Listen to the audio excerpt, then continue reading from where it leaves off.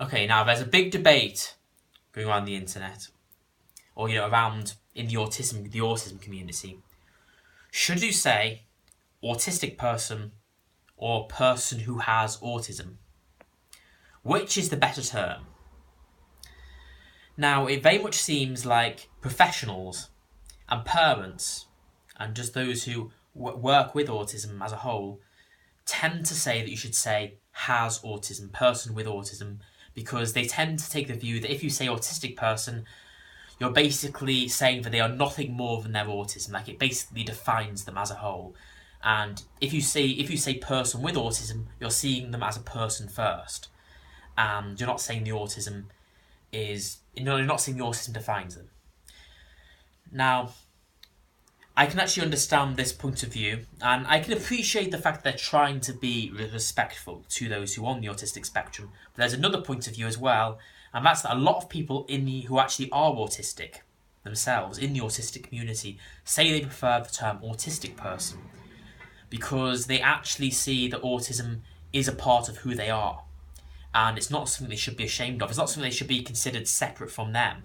Because if you say person who has autism, you're treating it like autism is some kind of illness that's a negative thing that needs to be cured, if you know what I'm saying. Whereas if you say autistic, it's basically fully embracing the fact that it is a part of you and a part of who you are.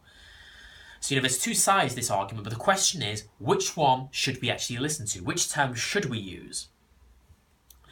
Well, I, for one, don't actually really mind. Like, you could use either term, and it honestly wouldn't bother me. In fact, I honestly have used each term, like both terms, for years. I honestly didn't even think about which term was better until I saw all the controversy over it. Like, I honestly didn't at all. Like, it's not that different from saying either I'm a British person or I'm a person from Britain. It basically means the same thing in my eyes. But I will say that if you do feel like you have to use one or the other, I feel like the autistic community are the people that should really be listened to over professionals, because they are the people who are living with the condition.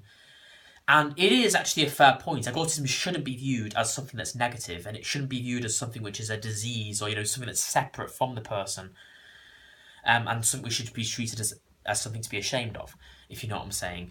So I feel like if you really feel like you have to use one term, then I would listen to the autistic community. But more than anything, I would just say get to know the person and use whatever term they feel more comfortable with around them, if you know what I'm saying. Like, if you're with someone who prefers the term autistic, and use that with that particular person, or even has autism. Because there might be some autistic people who prefer the term have autism. You can't generalise all. So that's basically what I'd say on the subject.